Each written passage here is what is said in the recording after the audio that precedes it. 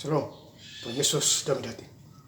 Firman Tuhan pada hari ini, Jumat, tanggal 29 November 2004. Saya mendalam firman Tuhan Matius 18 ayat yang pertama hingga ayat yang ke-35. Demikianlah firman Tuhan. Pada waktu itu datanglah murid-murid itu kepada Yesus dan bertanya, siapakah yang terbesar dalam kerajaan surga? Ayat yang ke-35, maka Bapakku yang di surga akan berbuat demikian juga terhadap kamu, apabila kamu masing-masing tidak mengampuni saudaramu dengan segenap hati. Demikianlah firman Tuhan.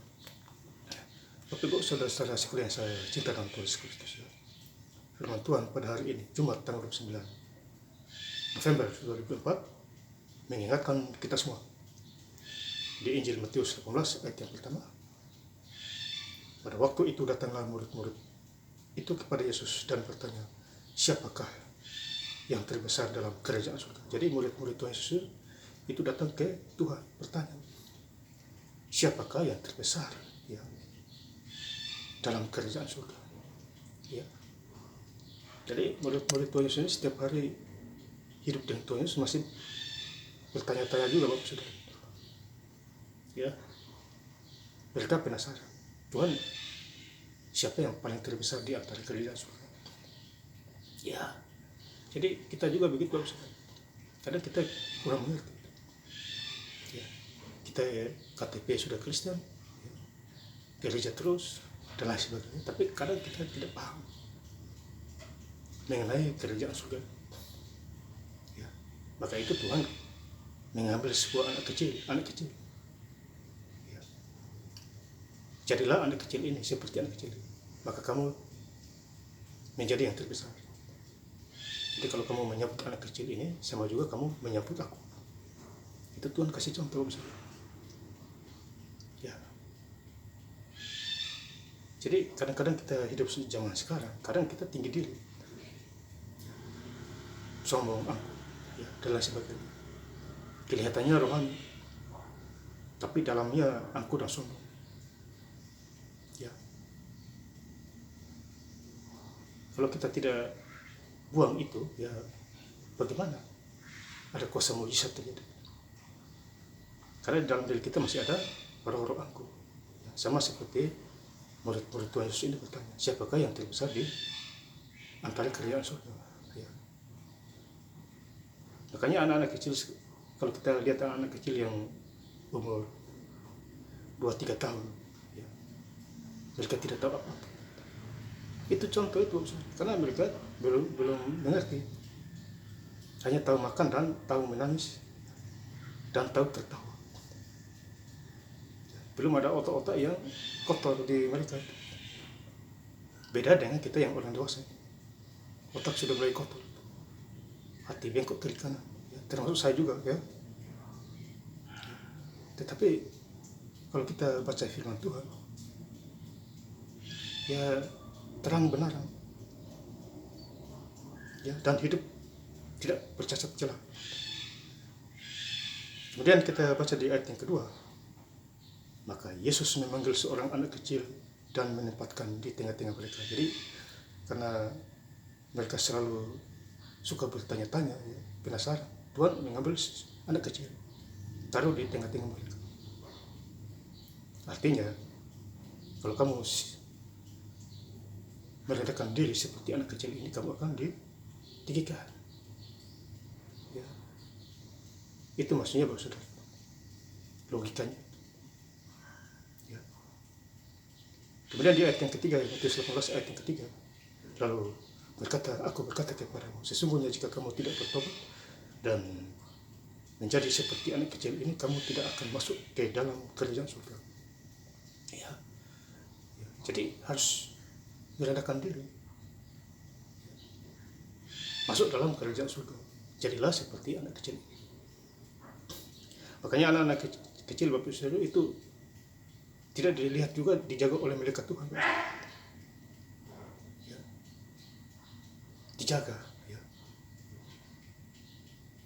Padahal secara logika pasti dia jatuh dan lain sebagainya. Tapi anak kecil dijaga tuh oleh malaikat Tuhan. Ya, kala-kala kita orang dewasa. Ya, karena kita orang dewasa otaknya ya tadi saya udah bilang bengkok sana bengkok sini. Ya, mudah dapat masalah cobaan. Ya, Bapak Saudara, karena kurang kuat iman kita. Dapat masalah sedikit teriak-teriak. Ya, Bapak Saudara, seolah-olah tidak ada Tuhan. Sama seperti bangsa Israel mencobai Tuhan di padang gurun. Ya, lewat Nabi Musa. Mana Tuhan? Coba kalau kami di bangsa Mesir kami tidak menderita begitu. Itu Bapak Ibu boleh baca di Bilangan 11. Tuhan kasih makan mereka bukan seminggu atau 3 minggu, tapi 1 bulan penuh. Ya. Ini luar biasa. Jadi firman Tuhan itu tidak sia-sia. Perkataan Tuhan sendiri. Ya. Kemudian di ayat yang kelima, Matius 18 ayat yang kelima, Matius 18 ayat yang kelima, dan barang siapa menyebut seorang anak seperti ini dalam namaku, ia menyambut aku. Jadi kalau kita menyambut anak kecil, sama juga kita menyambut Tuhan. Anak kecil coba kita lihat, senyum-senyum, ketawa-ketawa, polos-polos, ya, itu contoh. Kalau kita orang dewasa mana begitu, sistem cuek, angkuh, belagu, ya, tidak mau peduli, ya, sok pintar. Lebih bagus jadi orang bodoh, nanti Tuhan kasih kepintaran. Jadi daripada jadi orang pintar kembali bodoh lagi, karena kurang memahami firman Tuhan. Ya, tidak ada Roh Kudus, yang ada roh yang lainnya. Ya. Kemudian kita baca di Matius 18 ayat yang ke-34. Akan marahlah Tuhan itu. Maaf, kita baca di Matius 18 ayat yang ke-20 ya. Sebab di mana 2 atau 3 orang berkumpul dalam namaku, di situ aku ada di tengah-tengah kamu. Jadi kalau kita beribadah 2-3 orang, kita ibadah saja, Bapak Saudara. Tidak usah tunggu yang banyak-banyak. 2-3 orang berkumpul, ada Tuhan di sana. Ya, Bapak Saudara, tidak usah lihat banyak-banyak manusia. Ya kalau mereka datang semua ya bersyukur. Kalau tidak datang ya ada 3 orang, lanjut ibadahnya. Ini sudah ada di Matius 18 ayat 20. Di mana 2-3 orang berkumpul dalam namaku, di situ aku ada di tengah-tengah mereka. Ya, Tuhan Yesus ada di tengah-tengah kita. Ya. Saya bersyukur saya menyampaikan firman Tuhan karena kuasa Tuhan, bukan kuasa saya. Ya. Saya adalah manusia yang biasa. Mana mungkin setiap hari saya live firman Tuhan di depan Bapak Ibu Saudara? Tidak mungkin. Ya. Tapi karena ini kuasa Tuhan, tentu saya sampaikan. Ya, ini bagian saya, nanti bagian Tuhan lain lagi. Tentu mujizat akan terjadi di dalam segala. Ya, Bapak Saudara. Jadi jadilah pelaku-pelaku firman. Jangan diam-diam saja. Rugi besar. Ya, Bapak Saudara. Kemudian di Matius 18 ayat yang ke-34, maka marahlah Tuhan itu dan menyerahkan kepada algojo sampai ia melunaskan seluruh hutang. Ya. Jadi ceritanya orang ini ya, jahat juga itu. Sudah ditolong oleh raja, ya, karena utangnya banyak. Dia lihat saudaranya yang berutang, dia mencekiknya. Makanya ada yang lapor kepada raja ini. Tuhan, kamu sudah menolong orang itu, tapi dia tidak punya belas kasihan. Malah dia mencekik orang lain itu. Utangnya enggak dibayar. Marahlah raja ini.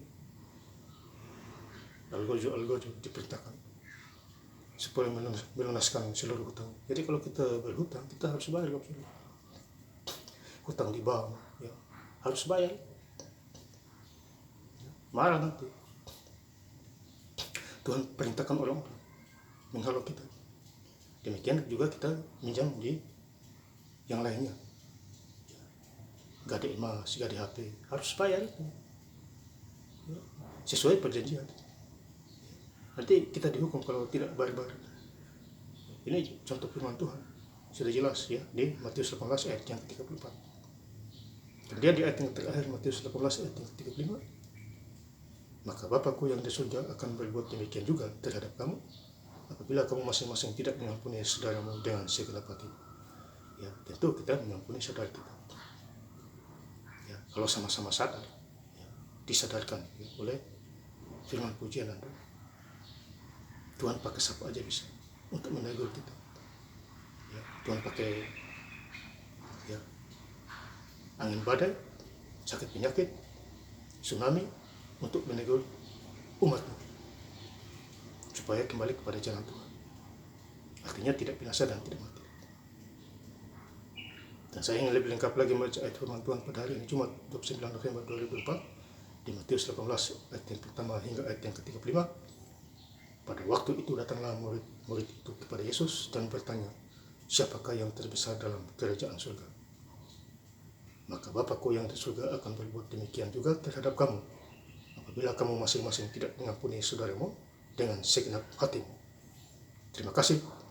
Tuhan Yesus Kristus memberkati. Haleluya. Amin.